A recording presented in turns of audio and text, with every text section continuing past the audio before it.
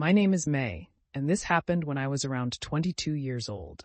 I had just found a niche as an Instagram influencer, documenting my day-to-day beauty routine with my cat Lily as a helper.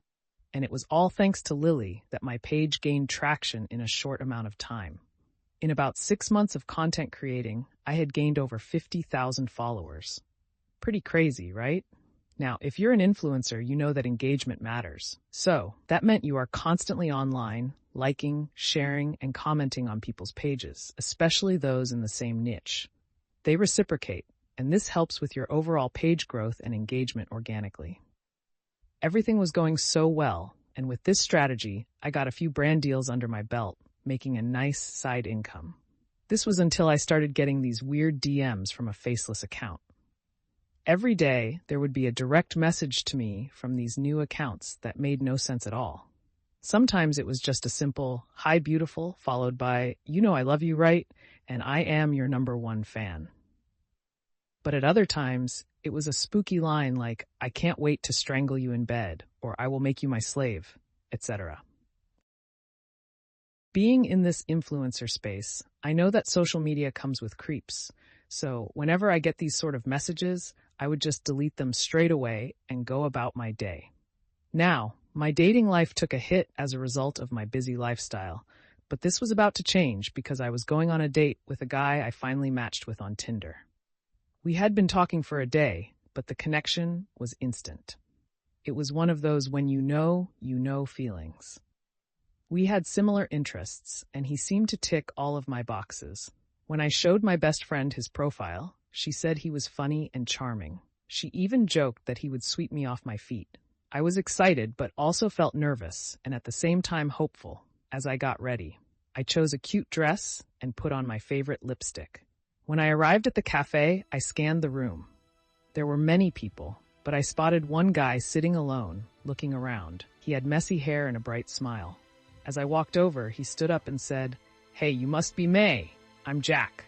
I felt nervous as I joined him. We sat down and started chatting. Jack seemed nice, but something felt off instantly.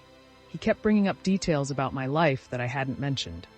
"I saw that new puppy you got. He's adorable," he said, grinning. "Thanks. How do you know that?" I asked, a bit confused.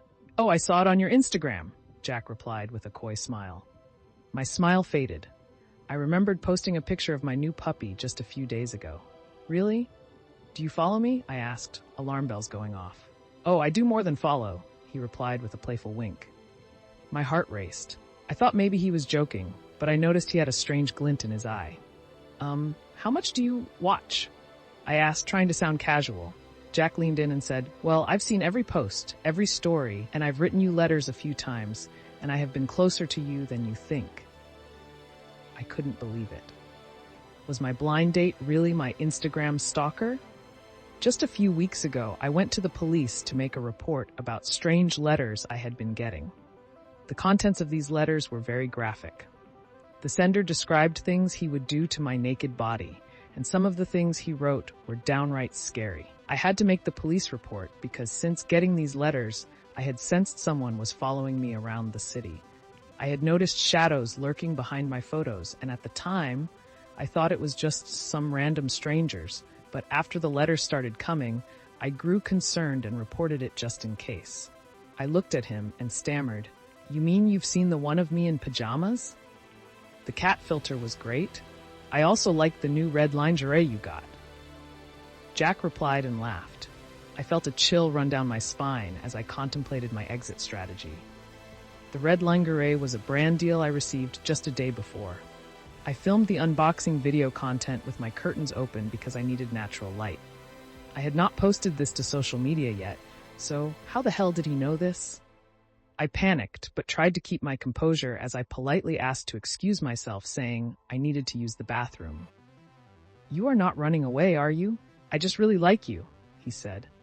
"Of course not." I lied. And with that, I went to the bathroom and called the police. They arrived a few minutes later and arrested Jack and took him away. I watched the scene unfold as if I was living in a nightmare scene in American Horror Story.